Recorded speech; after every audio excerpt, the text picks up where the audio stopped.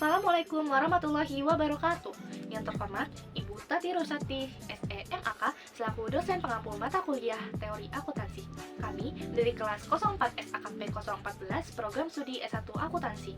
Video ini kami buat untuk memenuhi tugas kelompok mata kuliah Teori Akuntansi. Pada kesempatan kali ini kami akan mempresentasikan struktur teori akuntansi. Perkenalkan, nama saya Dea Aurea Salsabila dengan NIM 231011201349. Perkenalkan, saya Dian Indah Novita dengan NIM 231011201167. Perkenalkan, aku Naila Rosandi dengan NIM 231011201597.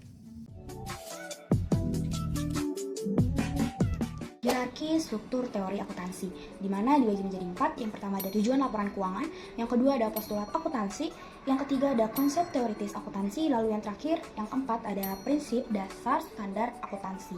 Laporan keuangan itu ialah catatan informasi keuangan perusahaan dalam periode tertentu.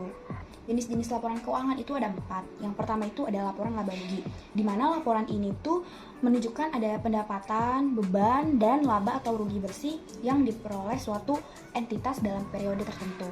Yang kedua itu ada posisi keuangan, di mana menunjukkan aset, kewajiban, dan ekuitas yang dimiliki suatu entitas pada tanggal tertentu. Yang ketiga itu ada arus kas, di mana dia menunjukkan penerimaan dan pengeluaran kas yang dilakukan suatu entitas dalam periode tertentu juga. Yang keempat, yang terakhir nih, ada perubahan ekuitas, di mana tuh dia menunjukkan penerimaan dan pengeluaran kas yang dilakukan suatu entitas periode tertentu, di mana diklasifikasikan menjadi 3. Yang pertama itu ada aktivitas operasi, yang kedua aktivitas investasi, dan aktivitas pendanaan.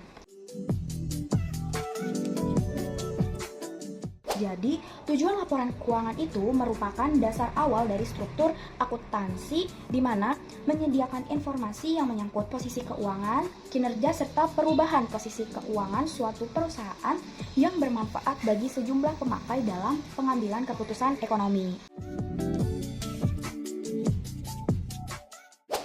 Nah, selanjutnya itu ada postulat akuntansi. Postulat akuntansi adalah pernyataan yang dapat membuktikan kebenarannya sendiri atau disebut juga aksioma yang sudah diterima karena kesesuaiannya dengan atau untuk menopang dan mewujudkan tujuan laporan keuangan yang menggambarkan ekonomi, politik, sosiologis, dan hukum dari suatu lingkungan di mana akuntansi itu beroperasi.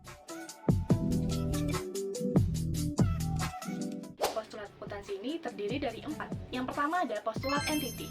Akuntansi mencatat hasil kegiatan operasi dari suatu entity, lembaga atau perusahaan yang terpisah dan dibedakan dari pemilik atau entitas lain. Yang kedua ada postulat going concern. Postulat ini menganggap bahwa perusahaan akan terus melaksanakan operasinya sepanjang proses penyelesaian proyek, perjanjian, dan kegiatan yang sedang berlangsung. Yang ketiga ada postulat unit of measure.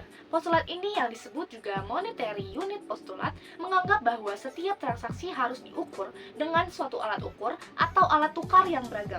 Yang keempat ada postulat accounting period. Postulat ini menggambarkan bahwa walaupun akuntansi itu memegang postulat going concern, namun posisi keuangan, hasil usaha, dan perubahannya harus dilaporkan secara periodik atau kurun waktu tertentu, bisa per bulan, per semester, atau per tahun. Nah, yang selanjutnya ini ada konsep teoritis akuntansi.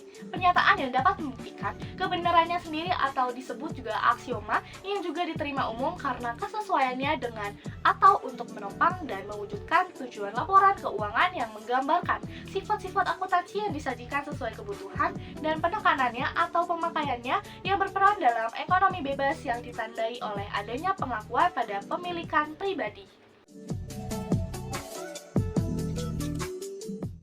Di sini ada 8 kemungkinan teori. Yang pertama, the proprietary theory. Proprietor atau pemilik merupakan pusat perhatian yang akan dilayani oleh informasi akuntansi yang digambarkan dalam pelaksanaan pencatatan akuntansi dan penyajian laporan keuangan.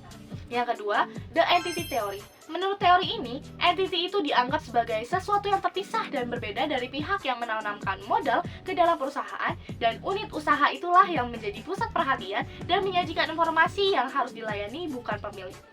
Yang ketiga ada The Fund Theory. Teori ini menjadi perhatian bukan pemilik dan bukan perusahaan, tetapi sekelompok aset yang ada dan kewajiban yang harus ditunaikan yang disebut fund yang masing-masing pos memiliki aturan dalam penggunaannya.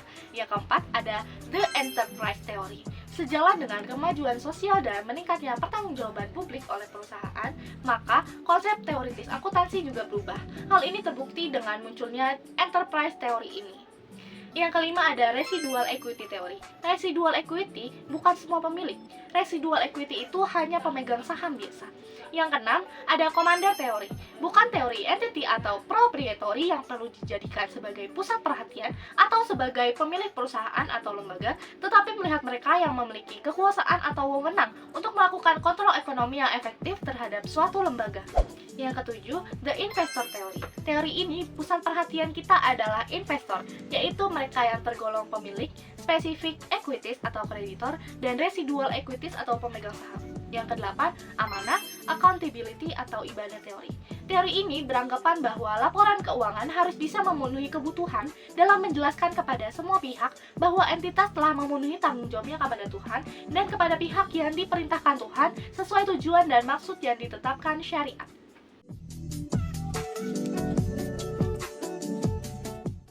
Selanjutnya yaitu prinsip atau sifat dasar akuntansi. Prinsip atau sifat-sifat yang mendasari akuntansi dan seluruh outputnya, termasuk laporan keuangan yang dijabarkan dari tujuan laporan keuangan, postulat akuntansi, dan konsep teoritis akuntansi yang merupakan sifat dan kualitas dasar dalam pengembangan standar, teknik atau prosedur akuntansi yang dipakai dalam menyusun laporan keuangan. Selanjutnya yaitu Standar Akuntansi Keuangan Indonesia memberikan dua asumsi dasar, yaitu yang pertama ada dasar akural. Artinya bahwa dalam menyusun laporan keuangan, pengakuan transaksi didasarkan pada kejadian atau peristiwa, bukan didasarkan pada transaksi kas. Dan yang kedua, yaitu ada kelangsungan usaha. Laporan keuangan disusun berdasarkan asumsi bahwa entity yang dimaksud akan terus melanjutkan usahanya. Dalam asumsi dasarnya tidak ada maksud untuk melakukan likuidasi.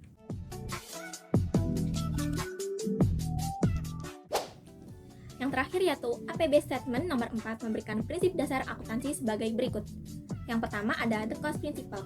Menurut pendapat ini, cost principle atau historical cost adalah dasar penilaian yang tepat untuk mencatat perolehan barang, jasa, biaya, harga pokok, dan ekuitas. Dan yang kedua ada revenue principle. Prinsip ini menjelaskan sifat dan komponen, pengukuran dan pengakuan revenue sebagai salah satu elemen penyusunan laporan laba rugi. Demikian beberapa hal yang dapat kami sampaikan pada kesempatan kali ini. Kami mohon maaf yang sebesar-besarnya apabila ada tutur kata maupun tindakan yang kurang berkenan bagi Ibu dosen. Dengan ini presentasi kami tutup. Terima kasih. Wassalamualaikum warahmatullahi wabarakatuh.